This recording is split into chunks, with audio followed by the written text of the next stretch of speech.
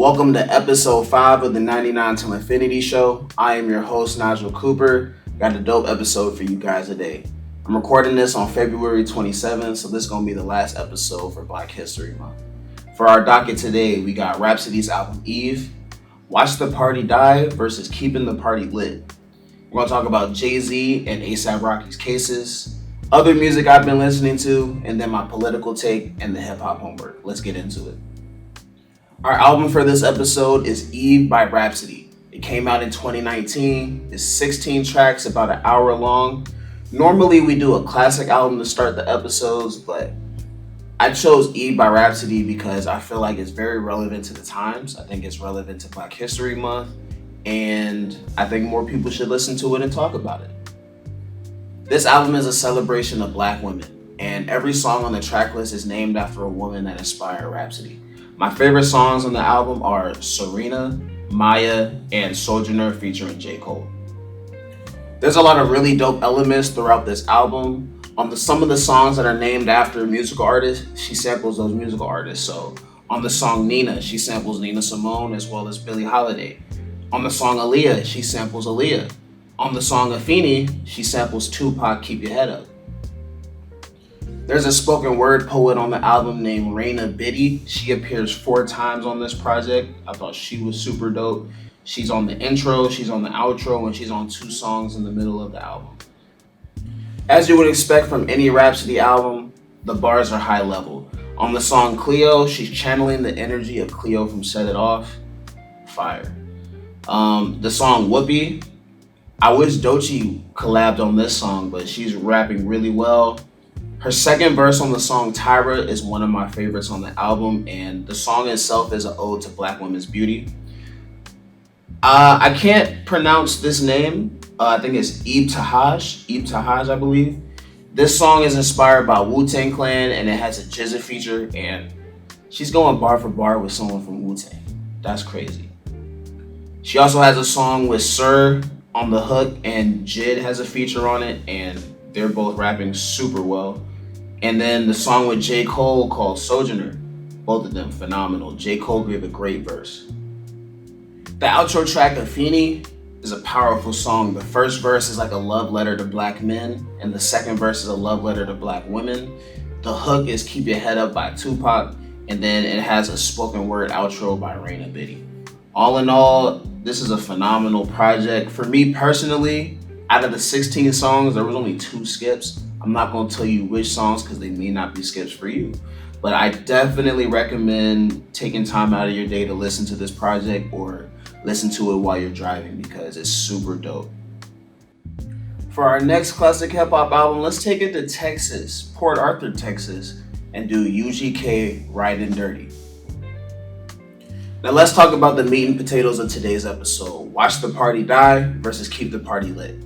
As you know, Kendrick Lamar dropped a song called, it's an untitled song that he dropped on Instagram last year, and we call it Watch the Party Die because he says that a couple times in the song, and he's rapping about the direction that he wants the industry to go in. And recently, Drake and Party Next Door dropped an album called Some Sexy Songs for You, and on that album, Drake has a song called Give Me a Hug, and he says, they be dropping shit, but we be dropping harder shit. Fuck a rap beef, I'm trying to keep the party lit. Now I want to talk about these songs, talk about Kendrick and Drake, talk about the direction that the industry is going in, and some of the implications behind it, right? So if we go to Watch the Party Die, there's 2 lyrics that I want to highlight. Number 1, he says, I think it's time to watch the party die. This shit done got too wicked to apologize. It's different, getting whacked and disqualified. That's number 1. Number 2, if you parade in gluttony without giving truth to the youth, the graveyard is company. Just tell us which casket to choose. They party more than bitches. Tell me, what are you working for? Right? Now, let's go straight to Give Me a Hug by Drake. He says, they be dropping shit, but we be dropping harder shit. Fuck a rap beef, I'm trying to keep the party lit. And in that song, he says, funny how it's only bitch niggas that are waiting on the boy's obituary. Cause if I die, it's these niggas that become the sole beneficiary. And what the fuck are they gonna do with it? Have the girls up at 29 on stage twerking with a dictionary. based off of those lyrics, Kendrick Lamar is trying to take hip hop into a different direction and bring more substance into the game. Whereas Drake is trying to keep things light, keep things fun, and he's making fun of substance, right? But the hip hop audience has been complaining about the direction that hip hop has been going in the last couple of years, that people sound the same, complaining about the messages, complaining about the effort being put in the lyrics. And so I think that's being reflected now in the numbers. GNX in his first week by Kendrick Lamar sold 319K. 12 songs sold 319K first week and had chart-topping songs such as TV Off, Squabble Up, and Luther. And then if you compare that to Some Sexy Songs for You by Drake and Party Next Door, 21 songs sold 246K first week. And it had 2 songs in the top 10 in the first week, Give Me a Hug and Nokia. But the second week projections showed Give Me a Hug falling out the top 20, and Nokia still top 20, but it fell out the top 10. On top of that, Kendrick Lamar took home 5 Grammys for Not Like Us. He performed at the Super Bowl, and he didn't do a greatest hits compilation. He did a well thought out performance with a message that gets people thinking, that gets people talking. After the Super Bowl, GNX returned to #1 on the Billboard charts, and he had 3 albums in the top 10. I think he was the first rapper or first artist that was alive to do that. The last person was Prince after he passed away. And then Not Like Us and Luther going back and forth for #1 on the Billboard charts, and he had multiple songs in the top 5 of the Billboard charts. So if we're basing it off their most recent projects, Kendrick Lamar's got the party more lit than Drake does. And if that's the case, it's a whole different party. Let me start handing out the dictionaries to the shorties. Now, to add to this conversation, I want to add a clip from the producer Hitmaker, formerly known as Young Berg, and I want to add a clip from the rapper Jadakiss. And these two different mindsets show the duality of it, right? Jadakiss is more so on the Kendrick side as far as the way of thinking, whereas Hitmaker is more on the Drake side as far as the way of thinking. And the things that Hitmaker is complaining about shows that the party is dying, right? And what Jadakiss is talking about is the same direction that Kendrick Lamar is talking about. I wanted to ask you something. You said something like, there's nothing to copy since the beef. Like I got quotes from you. Like, so I have a guy at work, Alex. Alex gives me Hitmaker quotes. So I just wanted to dive into that quote and get you to understand that. Explain that, I'm sorry. Man. Drake has been at the forefront of music so long that he set the pace of what the standard of what shit is supposed to sound like. So it gave every co-producer that I work with and every beat programmer, everybody that I work with, a standard to say, this is what it is, and this is the mark you gotta hit. You could be a little under it, you could be a little over it, whatever, but this is where the standard is. I think when Kendrick took the reins of that, everybody can't rap on a mustard beat. That mustard beat, Not Like Us, is not gonna be the universal sound of where this shit is going. Every time Drake dropped, he showed us where the game was going. His co-producer, his Boy Wonder, Vinyls, all these, they set the tone to what the standard of shit was. And it wasn't just marginalized as a sound. Nobody says Drake sounds like Toronto. It sounds like the world. You know what I'm saying? It sounds like what hip hop is, what R&B is. So now, who's at the forefront of that? You tell me. I want to ask you a question. Nah, I mean, to be honest with you, it's Kendrick. It feels like he took the top spot. But would you advise an artist that you're grooming or someone that man, go make a Not Like Us? Yeah, and let me tell you why. Sonically. Okay, so in the coach, it got just so homogenized, bro. It was like you had to be able to, no matter where you were from, it feels like you had to sound like every sort of region. And you know what's crazy, bro? Like the Kendrick shit made it go because he was like, yo, this is super West Coast. Yeah, and we're going to keep it West Coast. Kept like it over there. Yeah. And we don't need to hit 53 more. Now they not like us. Right. Just because that got them 5 Grammys, is Super Bowl, this, that. When you go to create, don't try to make that. So be Hitmaker. It's okay to make original music. That's what we want. We don't want everyone copying each other. That's been the problem. The last piece of this is, will other major artists follow the lead of Kendrick Lamar? Will the party die? Or will things just stay the same? And I think the signs are pointing towards they're gonna follow the lead of Kendrick. Rihanna recently spoke about her upcoming project, and she said, it's not gonna be commercial or radio digestible. It's gonna be where my artistry deserves to be right now. She said it's not gonna be anything that anybody expects. So based off that, now I have expectations. But I think that she's gonna push boundaries. I think she's gonna try new things. I think she's gonna touch on topics that she's never talked about before. And I'm excited for that from a Rihanna album.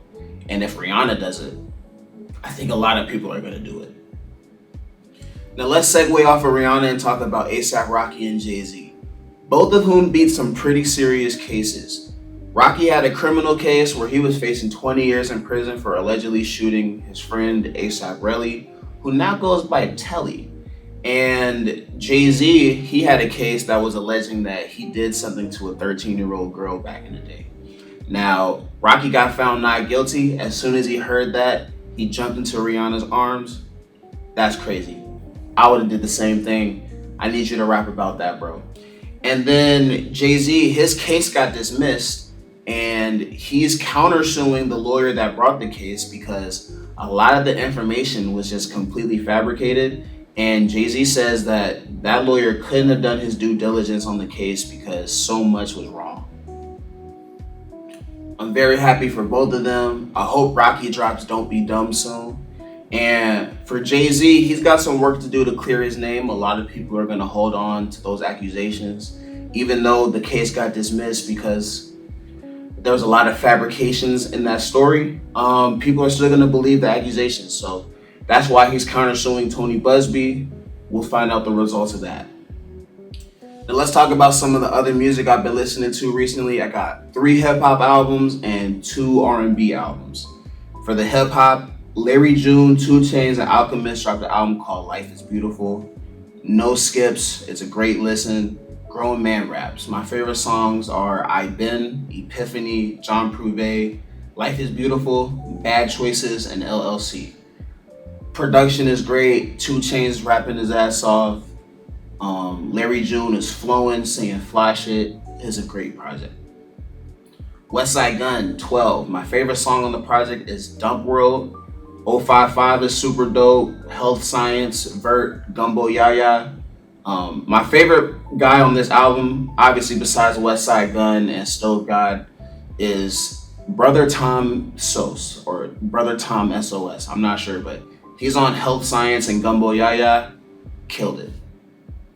And then Ransom and Dave East, The Final Call. My favorite songs on that album are Soul Food and Mecca. Al Kabir Beach, that's a vibe. I didn't know they had that in their bag. Exotic Prayer Rugs and Mayhem featuring 22 G's. But the whole project, no skips. I listened to that front to back too.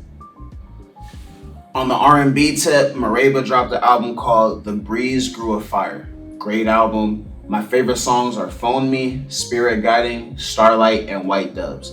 And Mereba, she's down with Spillage Village. That's an Atlanta-based collective. It's Earth Gang, Jid, Black, and her. Yeah, I'm pretty sure it's just them. And so, she dropped a really dope project. And then another really dope R&B project is Charlie Be Real, Walk with the Father. I didn't think I'd listen to an album like this in 2025.